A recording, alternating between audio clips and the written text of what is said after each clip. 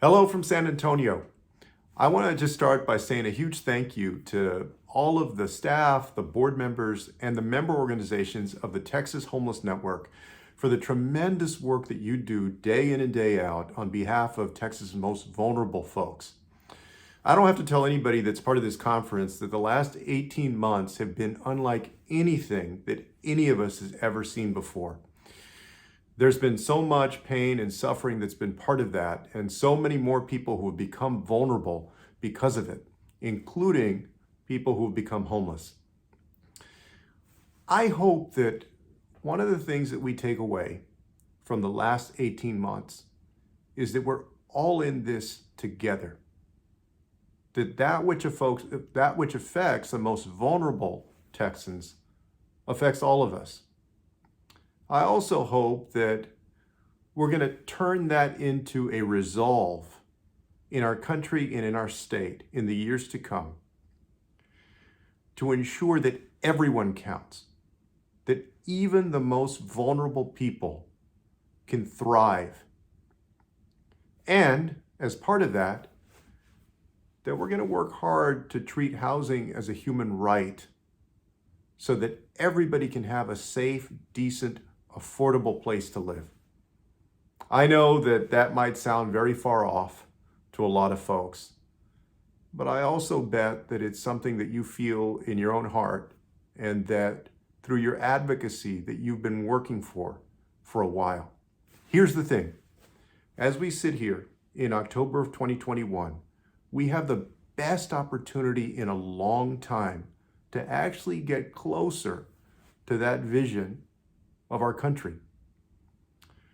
With the American Rescue Plan, and especially with the prospect of the Build Back Better plan, which would invest more than $300 billion into affordable housing opportunity, including opportunity for people who are homeless, we have the best chance that we've had in a long time to put forward the resources that we need to significantly cut and ultimately, hopefully, to end homelessness in our nation. Now, I know that we can make real progress on this because I've seen it in action.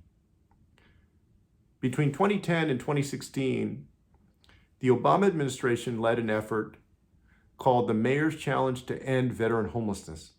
President Obama's vision was not just to reduce homelessness, but to actually end it, beginning with veteran homelessness. And because there was a commitment from the administration, because Congress worked the way that it should have and invested resources in housing choice vouchers, because mayors and other local officials throughout the country, including here in Texas, made a commitment to put into place the best practices, to harness their own resources, to leverage those of the federal government. Because everybody was working together, we saw a 47% decline in veteran homelessness between 2010 and 2016. And so, for many of us, this is not a mystery. We know what works. We know the resources that are needed. We also know that it takes political courage, both to put those resources in place, to get the best practices together, and ultimately, and maybe this is the hardest part, to implement them.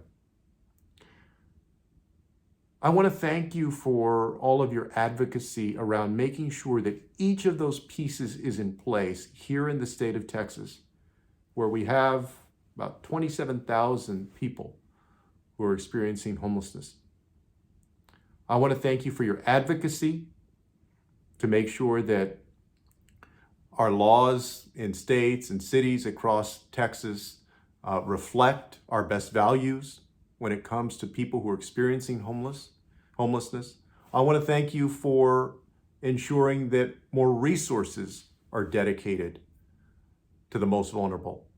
And I also want to thank you for challenging elected officials throughout the state to have the political courage to do the right thing, to think about the most vulnerable, and then make those decisions that are sometimes tough, whether it's because they're land use decisions that are met with NIMBYism, or their budgetary decisions that often pit the most vulnerable against folks who have more influence and power and say in a community. You've been on the front lines making sure that people have that political courage. Thank you for challenging them. And now I want to challenge you. During this moment, during this time where we have a once-in-a-lifetime opportunity to get those resources invested at a federal level so that our federal government can be a stronger partner with Texas and with local communities and the nonprofit sector and the private sector. I hope that you will push as hard as you possibly can to make sure that this Build Back Better plan happens, that that investment gets made. And ultimately, that because of that, so many more people find a safe, decent, affordable place to live. And that we get closer to creating that nation where everybody can live with dignity, where everyone counts. I hope that this conference has been a great time to reflect on why you got into this in the first place. Because you care. Because you know that through your talents and through your efforts, you can do something to help our most vulnerable. You've already done a lot. And I look forward to so many more great things that are going to help so many more people in the years to come. Thank you.